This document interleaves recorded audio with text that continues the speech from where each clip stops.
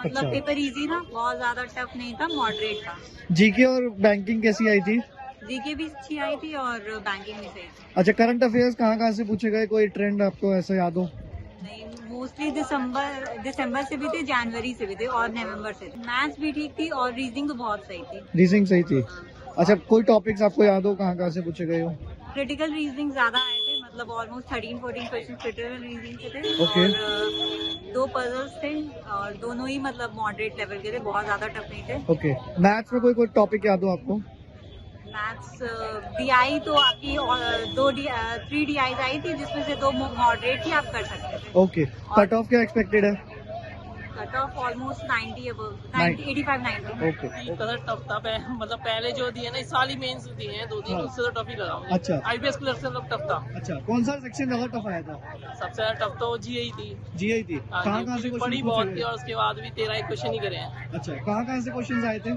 जीए में। हाँ। मतलब प्योर बैंकिंग ही था और सबसे बढ़िया डिजिट बेस्ड थे क्वेश्चन। ओके, हाँ जी। बैंकिंग में क्वेश्चंस कहाँ से पूछे गए?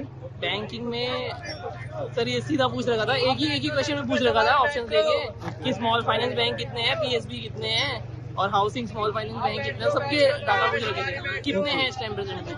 मैथ्स रीजनिंग कैसी आई थी? मैथ्स रीजनिंग सर, मैथ्स तो मेरा थोड़ा कम रहा पर रीजनिंग ठीक थी, मतलब डुएबल टाइप की। कट ऑफ क्या एक्सपेक्टेड है? सर देखा, मतलब बाकी लोगों से पता है 70 प्लस पूरे टाइम बता रहे हैं सबको। ओके, जीए और क्वांट बहुत डिफिकल्ट था। बहुत डिफिकल्ट था।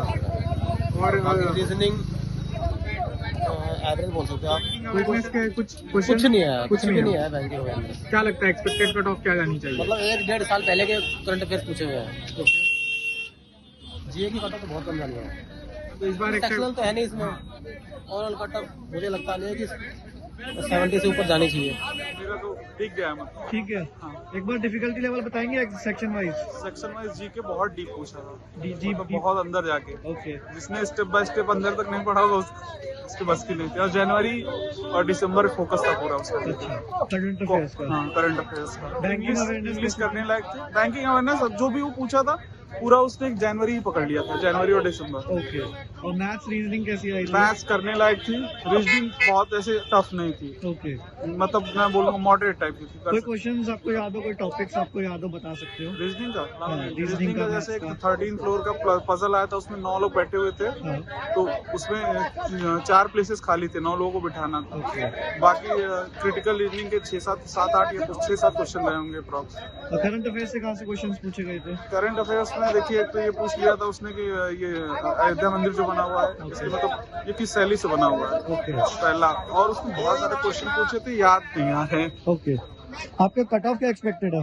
मतलब इस जैसा पेपर था, आप लास्ट ईयर से इतना ही मानो, उससे कम तो नहीं जाए। ओके, अच्छा गया।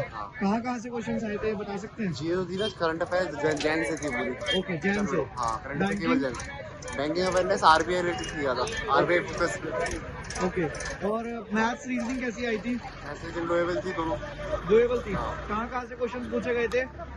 पजल्स थी उसमें और क्रिटिकल रीजनिंग थी रीजनिंग के अंदर। और क्वांट में डीआई था, अर्थमेटिक क्वेश्चन आ रखे थे कुछ। ओके, कट ऑफ क्या एक्सपेक्टेड है आपको? कट ऑफ तो कमी जाने वाली है इस बार। कम जाएगी। हाँ, वैकेंसी ज्यादा है तो, और एग्जाम भी ठीक ही आया है।